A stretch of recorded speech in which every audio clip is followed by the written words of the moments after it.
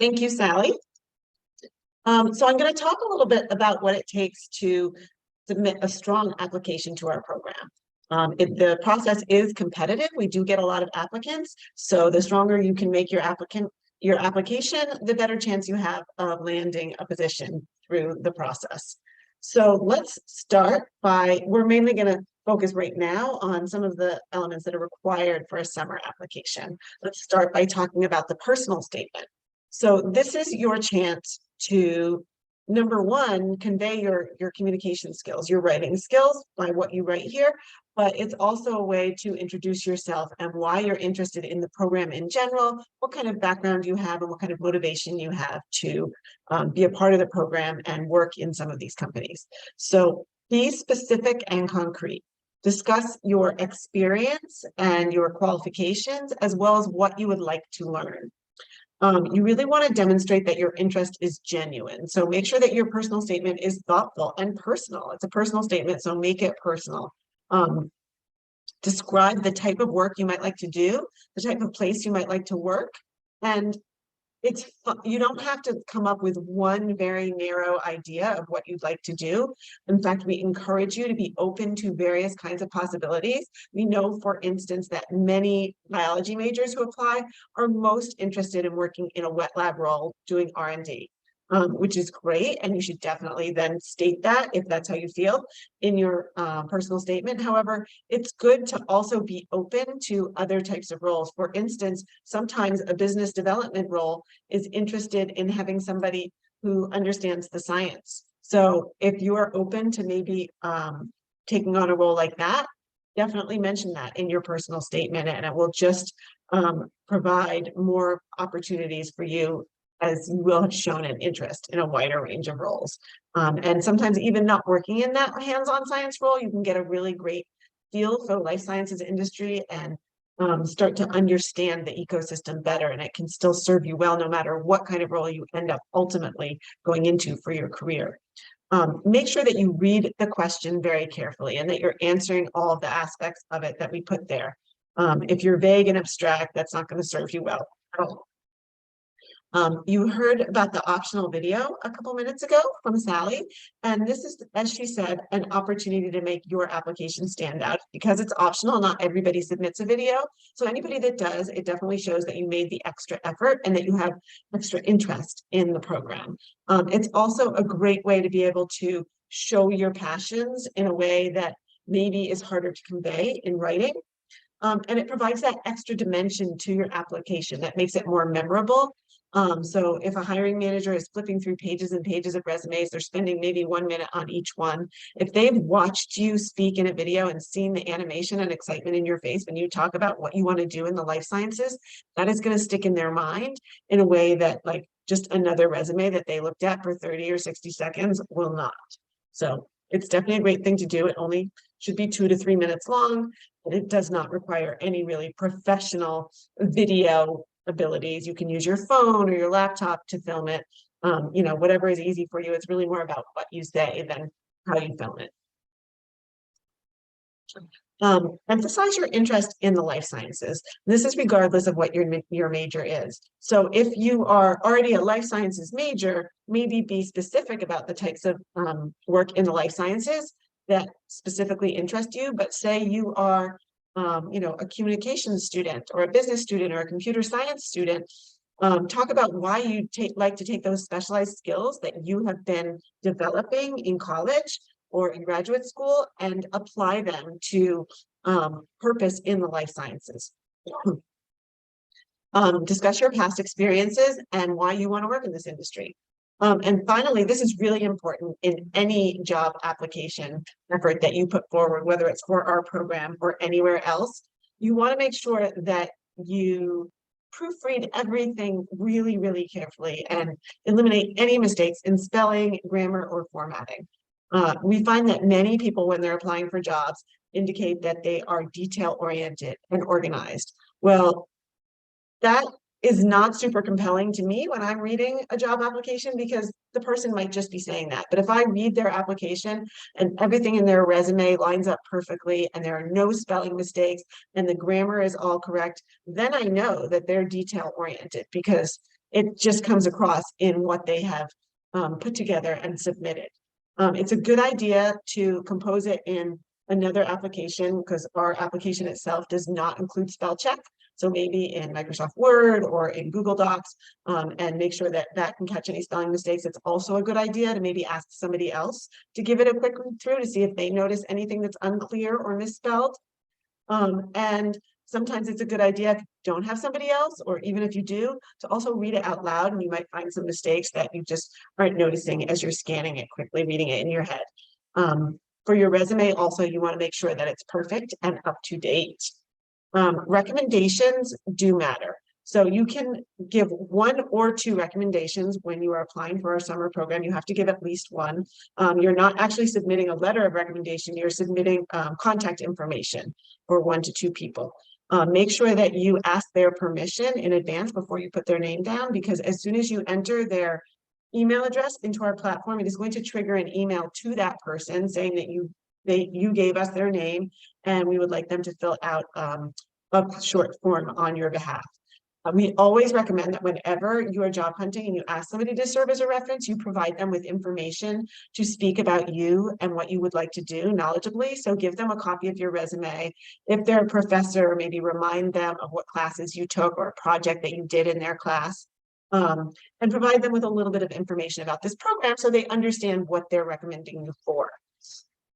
And by the way, your recommender does not have to be a professor. It could also be a supervisor from a job or an extracurricular activity. It could be a coach. It could be even a spiritual advisor. Anybody who can speak to your work ethic and your character is great. If they can speak to, you know, your knowledge in this specific area, that's even better, but it is not required. Okay, let's talk about resumes, because I'm sure most of you do already have a resume. First of all, you want to make sure to remember that a resume is a live document. It's not something that you should, only be updating once a year. Whenever you have a new thing to put on it, update your resume and you have a new version. Even after you've already submitted your application to our program, you're always welcome to email us an updated resume and we'll update it into your application so it'll be completely up to date.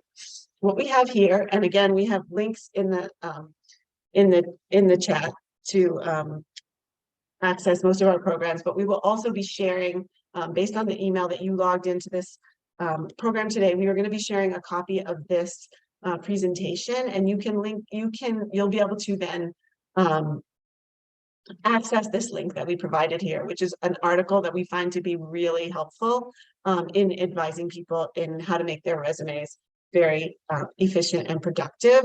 It specifically tells you how to make those bullet points on your specific projects or jobs on your resume speak really effectively about your hands-on abilities in whatever your specialty is. So you want those bullet points to convey what you did in a job or a project, how you did it, what methodologies you used. Maybe that might be lab processes that you use or software, depending on what the project was and what it was worth. If you were doing an extracurricular program and you were marketing it, how many people did you bring in? Or if you were doing a scientific experiment, what results did you obtain? That kind of thing. On your resume, you want to be sure to showcase your technical skills. Often a hiring manager is just doing a quick read through of a resume, and the first thing they might be looking for to decide if they want to spend a little more time on your resume is whether you have certain skills that are required for that particular job. So anything that is a relevant skill in your area of expertise, make sure that you put it on there in a skills listing that is very clear and easy to see. So that may include analytical skills, lab procedures, equipment that you are proficient on, maybe that you can do PCR, gel electrophoresis, or work with mouse models, for instance. You might include software with which you are proficient, maybe Tableau, AutoCAD, PowerPoint, depending on what your specialty is. Programming languages that you understand, and certainly spoken and written languages as well. And it's fine to If you are maybe a beginner in a language, to indicate that so you don't end up in an uncomfortable situation. If you're a beginner in a language and then if you don't indicate that on your resume and somebody starts speaking to you in that language and all of a sudden you can't understand it. So just be honest about how proficient you are. Definitely highlight any research experience that you have in your relevant field.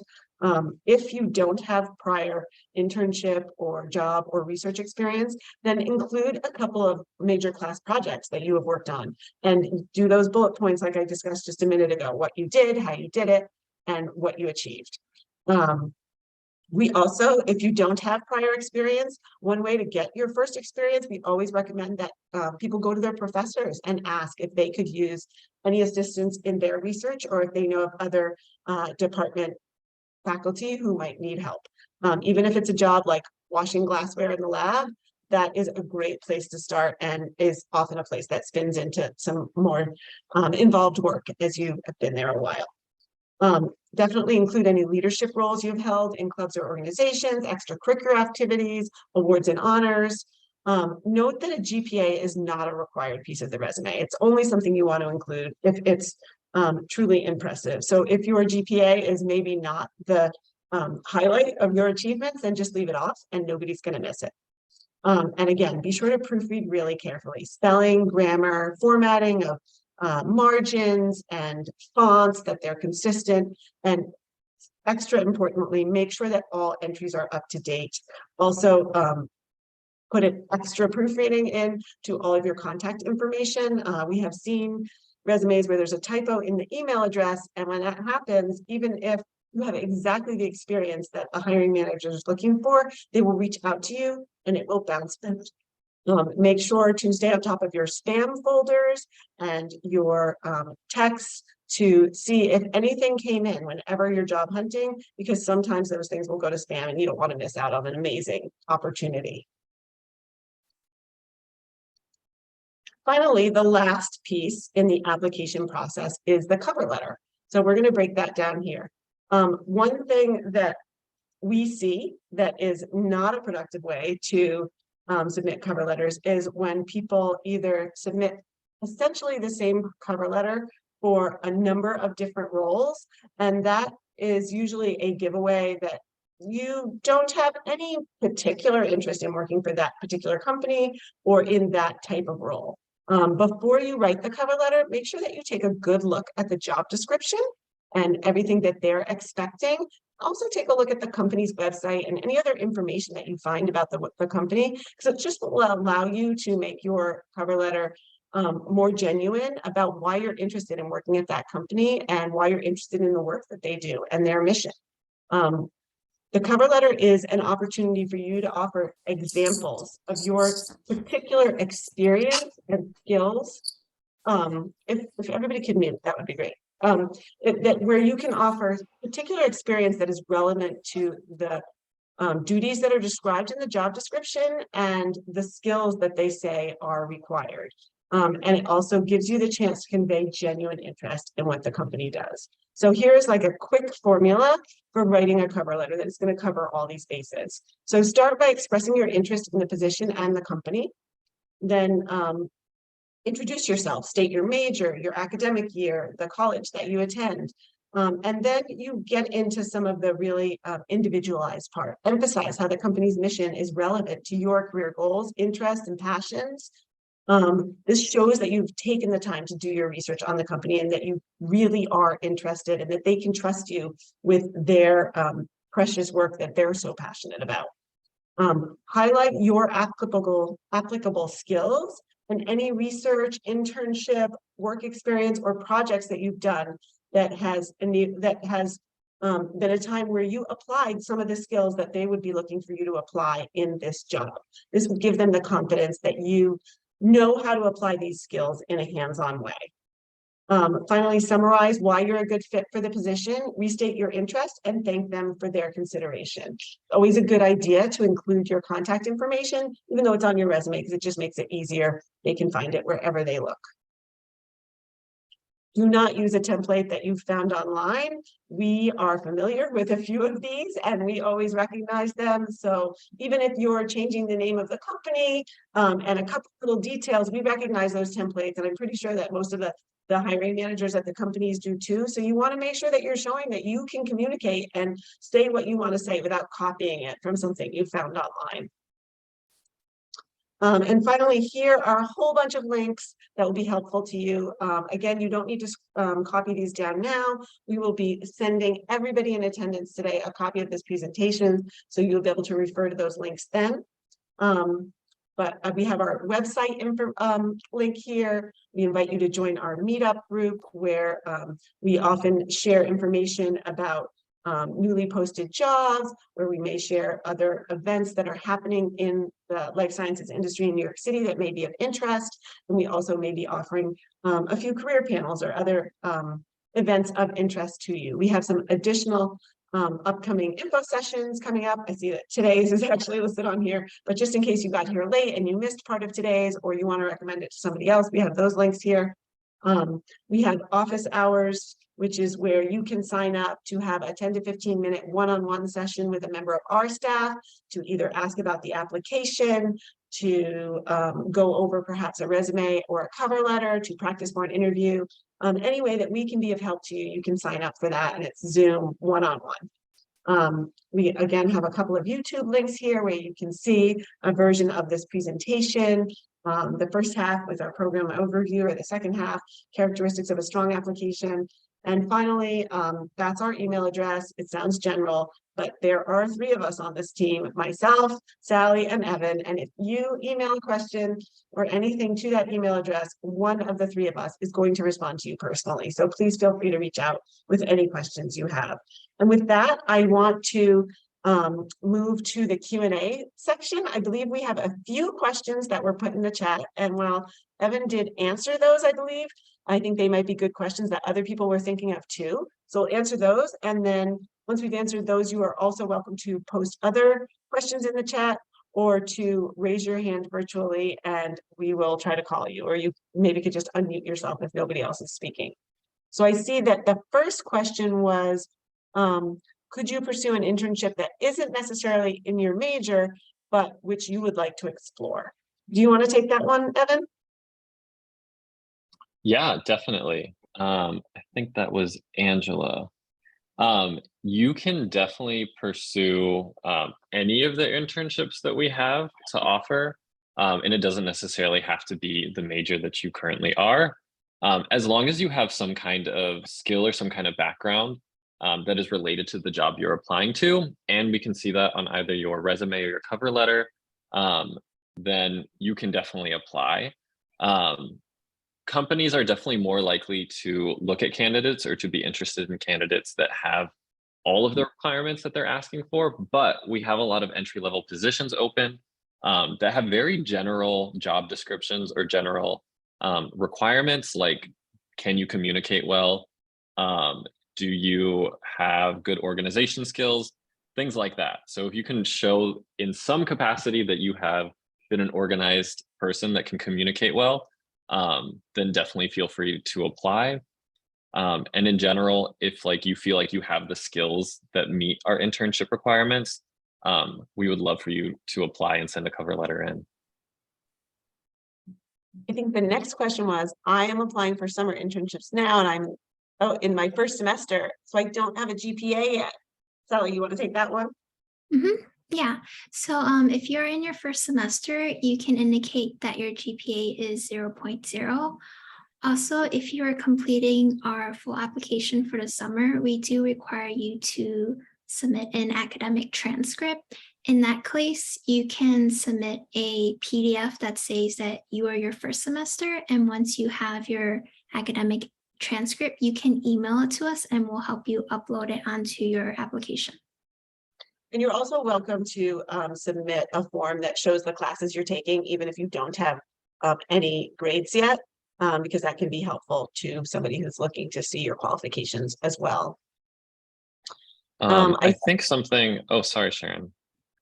No, something that might not have been mentioned is that there is a 3.0 GPA requirement.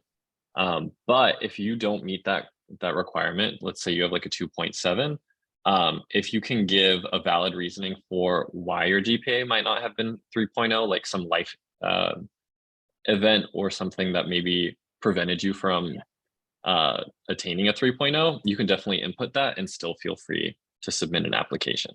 So like the 3.0 is like negotiable depending on the situation. Crystal asked, can we apply to summer internships and academic term internships at the same time? And I would say that absolutely. If you submit the abbreviated application, then you can only apply for academic year internships and full and part-time jobs. However, if you complete the full summer application, you get access to all of our positions, both summer and non-summer.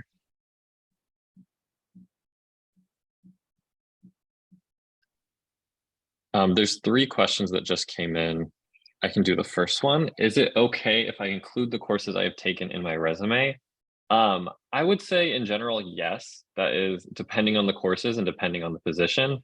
That is a great thing to include, especially if the position is asking for like a very specific background or very specific requirements. If you can show maybe you've taken courses that are relating to that, it is definitely going to help you.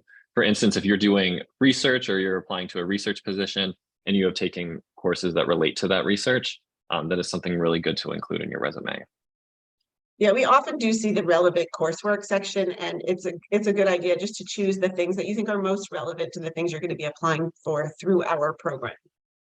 If you put too much, then people probably might not read it, but choose the things that are most relevant. Sally, somebody's asking, are summer 2023 applications open already? Yes, they are open. You can go right ahead and start applying today. And I see somebody asked, what if we meet the 3.0 requirement after we submitted the application? So again, I think you can go by what Evan just said. And if you ever want us to update your GPA on your application or any other part of it, just email us at internships@upperweststrategies.com and we can do an application update for you. Usually it's resumes, but if you want to update your GPA, that's fine too. Hi, so I have a question. Mm-hmm. You're not speaking, sorry. So I transferred, and so I won't have a GPA, but I want to know if I could use like my old college's unofficial or official transcript, if that would work. Sure. So just submit your most recent transcript, which will be from your prior college. And if you want to, mention that in the extenuating circumstances section of the application for GPA, just so people will understand, that's fine. Okay, thank you. You're welcome. I see we have a question for the recommendation letter. Will it be a full letter asked from references or more like an online form to fill out? Do you want to take that one, Sally? Yes. So when you submit a reference, you are just submitting the contact information, and then your reference will receive an email where they will fill an online form. And the online form, they'll just be talking about you. If they already have a letter written for you, we do have an additional comment section where they can copy and paste that into your recommendation. Yeah. And I see somebody wrote, I am a new master's student this semester. Would the transcript from my undergraduate institution add any value to my application since I don't have a transcript from my graduate program? Yeah, so since we ask you to submit a transcript if you are doing a summer application, is a required portion of the application. So if you don't have a graduate or if you don't have a graduate program transcript, you can definitely do your undergraduate one, and that would add value because that would be something that employers could look at. Yeah. Feel free to write any additional questions in the chat or unmute yourself. Yes, I had a direct message asking, are the rest of the info sessions about the same content? Yes, so the upcoming info sessions, it will be the same as the one today. So if you join later or if you want to share this with a fellow colleague, you're more than welcome to share this with them, and then we'll present the same information. And if you're a part of a club or some organization, maybe on campus, we would love if you could share this with them as well. We're trying to get as much outreach as possible so people can hear about our program. Yep.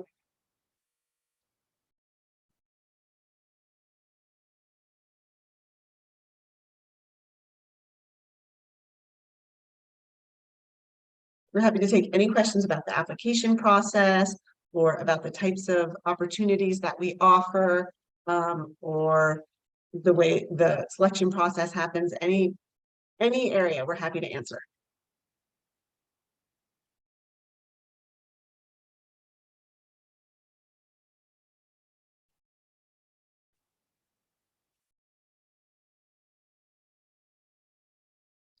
It sounds like we have answered all your questions for today. We just got one. Are there opportunities for chem majors? We definitely do have opportunities for chemistry majors.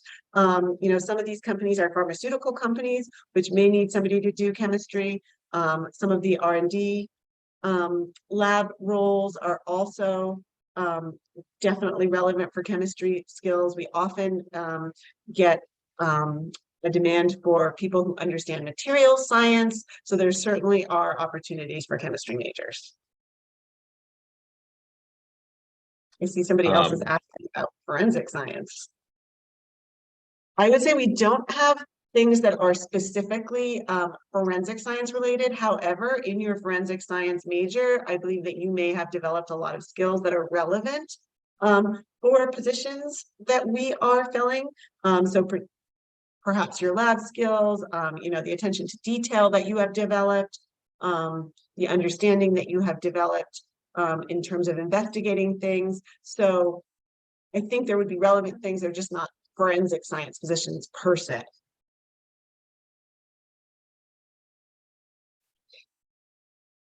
And thank you to the person who said that they'll share this information with their graduate student association club.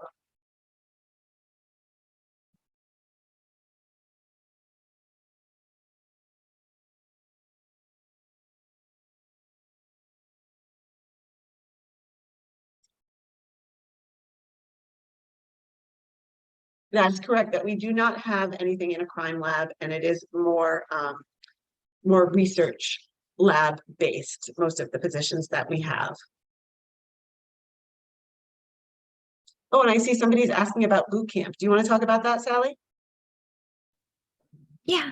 So for boot camp, the past few years, it has been a 3-day event, and this year will be a 2-day event. But during the boot camp, it's a really great experience for all of the applicants that have been placed into it, either an internship or a job during this academic year. This will be your opportunity to meet everyone, so you get to meet your whole cohort, as well as we'll have a lot of presentation and talks. This past boot camp, we had guests come in to talk about how to give a great presentation. We had founders and investors from different companies talk about what it's like to start a company in New York City. We've invited our alumni to talk about their experience and then where they are now, and a lot of different kind of like career panel talks, like about the biopharmacy industry, as well as tips on like how to communicate and be a leader in this industry, as well as how to rock your LinkedIn profile and networking.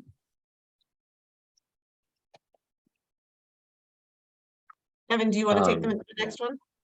Yeah, so is pay determined by whichever employer chooses us, or is it set by LifeSci NYC? So it's a little bit of both. All internships are paid, and they are paid at least minimum wage.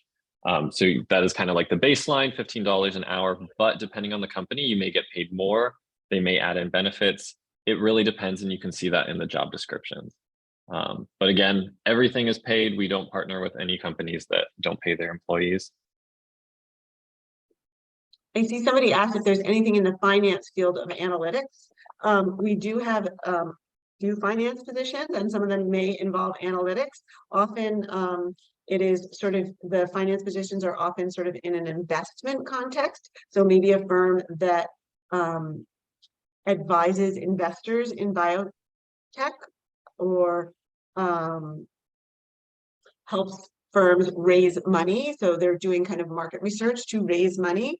Sometimes accounting, it's a variety of finance things. And we definitely do have a number of analytics positions that are sometimes finance and often actually on the science side as well for analytics. And we will, by the way, be sharing this slide deck with everybody who registered for the presentation today.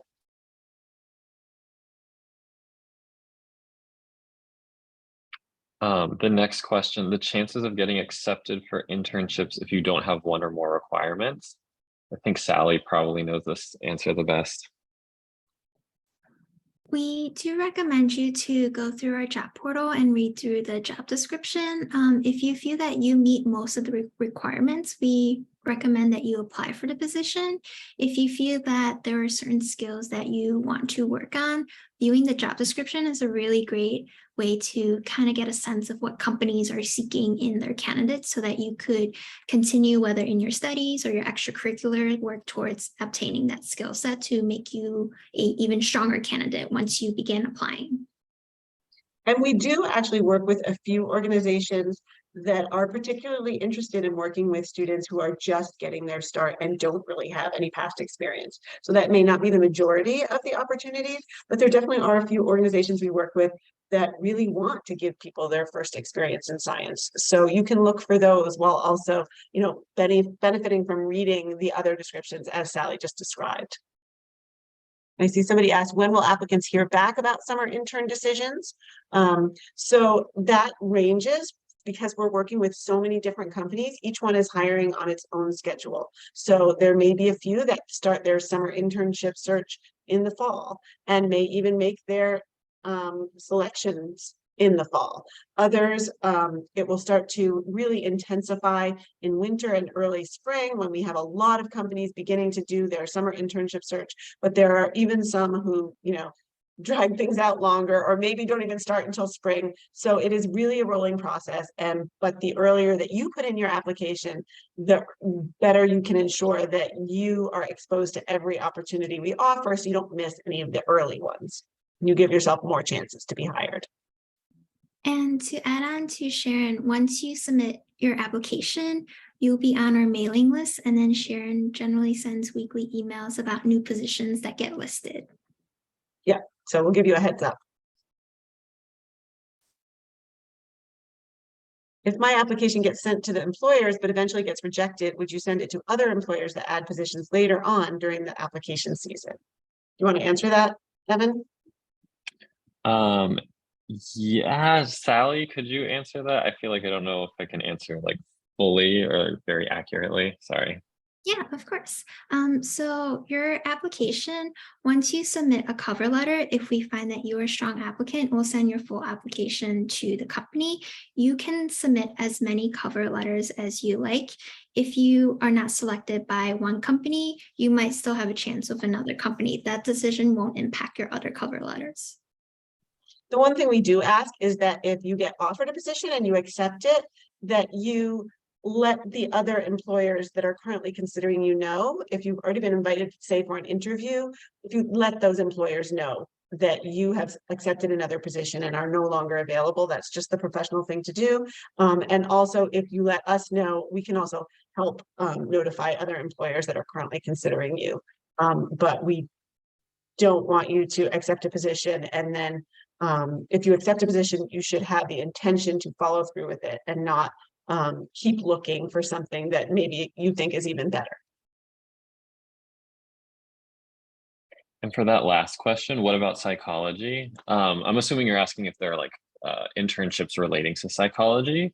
And there aren't too many directly relating to the field of psychology, but there are a lot of mental health internships that we offer that could potentially be something that a psychology major has the background or experience for. There are also marketing and communication roles that, again, psychologists might have the background for, especially if they can kind of get in the minds of a target audience or think about how an audience might react to something. You can definitely like spin that or kind of use that to your advantage when you are applying to those roles. So it depends, and it depends on your background. Yes, we have placed quite a number of psychology majors in the past, so we do encourage you to apply. And I think that wraps up our presentation for today. Please feel free to reach out to us via email if any other questions come up for you. Again, we will be following up with a copy of this presentation and relevant links, and we really look forward to reading applications from all of you and hopefully placing many of you into internships. Thank you again for joining us. Thank you. Bye. Thanks, everyone. We appreciate you coming. Bye. Thank you, everything. Bye. Have a good one. Have a good night, everyone.